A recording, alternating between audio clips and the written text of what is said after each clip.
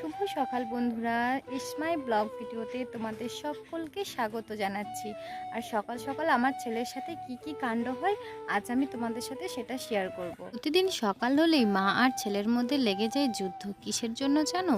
Brush করার জন্য। তোমরাই দেখে নাও ব্রাশটাকে নিয়ে ও কি করছে। ও তো ব্রাশ করতেই চাচ্ছে না। ওকে তো আমি অনেকবার করে বোঝাচ্ছি। শোনার তো আরো একটা মজার বিষয় আছে, ব্রাশের মধ্যে কোলগেট দিলে তখন সেটা ও চেটে চেটে খেয়ে নেবে আর নিয়ে বলবি কি আহ কি টেস্টি। ব্রাশের পর্ব তো কোনো রকম কাটলো। এরপরে আসলো খাবার। খাবার তো কিছুতেই খাবে না। হাতে পেয়েছে একটা গজা, মিষ্টি গজা, যেটা কিনা ও শুধু ওটাই খাবে। আর পাউরুটিটা ও কিছুতেই খেতে চাইছে না। আমি ওকে জোর জবরদস্তি করছি, তারপরেও ও খাচ্ছে। আমার ঘরের কথা তোমাদের আর কি বলবো, থাকি তো ছোট্ট একটা কুড়ে ঘরে, তারপরে সেই ঘরটাও দখল করেছে ইঁদুর। এই জায়গাটা থেকে আমি প্রতিদিন প্রায় 2 থেকে 3 বালতি করে ইঁদুর মাটি বাইরের দিকে বার করে দিই। ঘরে শুধু এই কোণাটা নয়, আরো বিভিন্ন কোণাতেই কিন্তু ইঁদুরের গর্ত থেকে আমি মাটি বের করি। তবে কয়েকদিন যাবৎ এই জায়গা থেকে বেশি ইঁদুর মাটি গর্ত কিন্তু তুলছে, সবজি কেটে দিচ্ছে, তারপরে কি আলু বের করে নিয়ে চলে যাচ্ছে। কোথায় নিয়ে চলে যাচ্ছে তার হদিশও আমি পাচ্ছি না। এই দেখো আমি কিন্তু ইঁদুরের মাটিগুলো বের করে ফেলেছি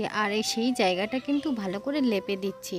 আর আমি শিওর যে পরের দিন সকালবেলা আমি দেখব এখানে আবার মাটি তুলে। এই ইঁদুরগুলোকে কিভাবে আমি শায়েস্তা করব কিছুই বুঝতে পারছি না। আচ্ছা বন্ধুরা, তোমরাই কমেন্টে জানিও যে তোমরা কি এরকম ইঁদুরের কবলে পড়েছো, আর যদি পড়ে থাকো অবশ্যই কমেন্ট বক্সে কিন্তু জানিও। ওই জায়গাটা ভালোভাবে লেপার সময় তখন একটু হাতটা চাপ দিতেই তখন দেখি মাটিটা ডেবে গেল। আর এই দেখো আমি প্লাস্টিকে করে আবার মাটি নিয়ে এসেছি, এই জায়গাটাতে কিন্তু আমি দিয়ে দেবো। আর আমি যে এত কষ্ট করছি আমি কিন্তু জানি আমার কষ্টটা বেকার, কারণ আমি তার পরের দিন সকালবেলা উঠে দেখবো এই জায়গাতে আবার গর্ত করেছে, তখন আবার আমাকে এই জায়গাটা পরিষ্কার করতে হবে। আমার ঘরের মেঝেটা কিন্তু অত্যন্ত ভিজে, কারণ মাটিটা সবসময় ভেজা ভেজা থাকে, কিন্তু তারপরেও আমি মাটিতে গোবর দিচ্ছিলাম, কারণ বাসি ঘরে থাকলে সেটা দেখতে ভালো লাগে না। 15 দিন টানা বৃষ্টি হচ্ছে, ঘর থেকে তো বেরোতে পারছি না, ভীষণ কষ্ট হচ্ছে। আর ঘরবাড়ির অবস্থাটাও খুব খারাপ। এই বৃষ্টিতে কিন্তু প্রচুর মানুষের ক্ষয়ক্ষতি হয়েছে, ফসল তো ডুবে আছে জলের তলায়। তোমাদের আগের ভিডিওতে আমি দেখিয়েছিলাম আমাদের ঘরবাড়ির অবস্থাটা কি হয়েছে। এই বৃষ্টি আমাদের কতটা ক্ষতি করেছে।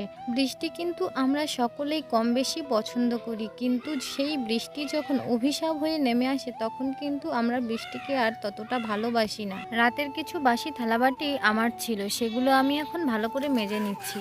আর তারপরে আমি তুলতে যাব কোড়ক। এই যে আমি একটা বাটি নিয়েছি, এই বাটিটা নিয়ে যাচ্ছি আমি এখন কোড়ক তুলতে।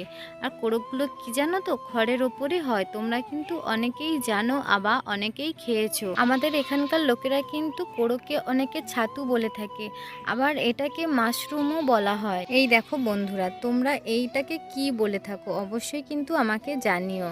আর এগুলো কিন্তু পচা খড়ের ওপরেই হয়। এই খড়গুলো আমার ছিল, এই খড়গুলো কিন্তু ভালোভাবে প্লাস্টিক চাপা না দেওয়ার কারণে খড়গুলো একেবারেই পচে গেছে, আর এটা পুরো জ্বালানির অযোগ্য হয়ে গেছে। আর খড়গুলো পচে গিয়েছিল বলেই কিন্তু তবে আমি এই কোড়কটা আজ তুলতে পারছি। আর যদি খড়গুলো ভালো থাকতো তাহলে কিন্তু আমি তুলতে পারতাম না। এই কোড়কগুলো তুলতে তো আমার খুব ভালো লাগছিল, আর দেখতে ঠিক মনে হচ্ছিল ছোট্ট ছোট্ট ছাতা। ছোটবেলায় তো আমরা এই কোড়কগুলোকে নিয়ে খুব খেলা করতাম, তখন বুঝতাম না যে এগুলো খাই, কিন্তু মা বলতো এগুলো নষ্ট করিস না, এগুলো খাওয়ার জিনিস। তখন তো বুঝতাম না, কিন্তু এখন বুঝতে পারি খাওয়ার জিনিস নষ্ট করা যায় না। এখন প্রতিটা মানুষ যা খায় সবই কিন্তু সার, কেমিক্যাল, ওষুধ দ্বারা তৈরি, কিন্তু এই সমস্ত জিনিসগুলো কিন্তু কোনো কেমিক্যাল নেই, কোনো ওষুধ নেই, বিনা সারের থেকেই এই কোড়কটা তৈরি হচ্ছে। যেহেতু এটা সার দিয়ে তৈরি নয়, তাই এর স্বাদ কিন্তু একেবারেই আলাদা রকমের। বন্ধুরা আবার কিন্তু বৃষ্টি আসছিল, এই জন্য আমি তাড়াতাড়ি জামা কাপড়গুলো তুলে নিচ্ছিলাম। বৃষ্টির কথা আর কি বলবো, বৃষ্টি তো যখন তখন মানুষকে অসুবিধায় ফেলেছে।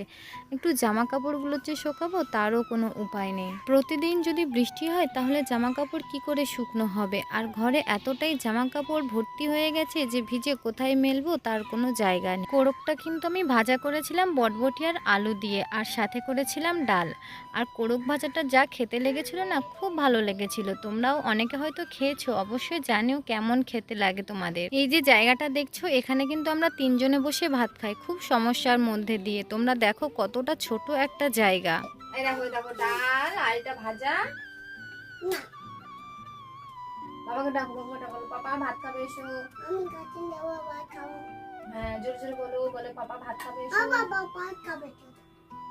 হ্যাঁ বাবা আসবে। না না আমি খাবই। ভাত খেয়ে নাও, তুমি ভাজা দিয়ে ভাত খেয়ে নাও। এই যে ডাল, ডাল দিয়ে ভাত খাবে তো?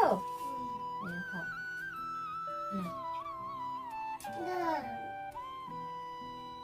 খা, খাও। দাও। আমি কি বলো তো? এটা কি সবজি বলো তো? এটা কি? এটা কি বলো? বলো এটা কি? বটবটি। বটবট। এই নাও, খাও।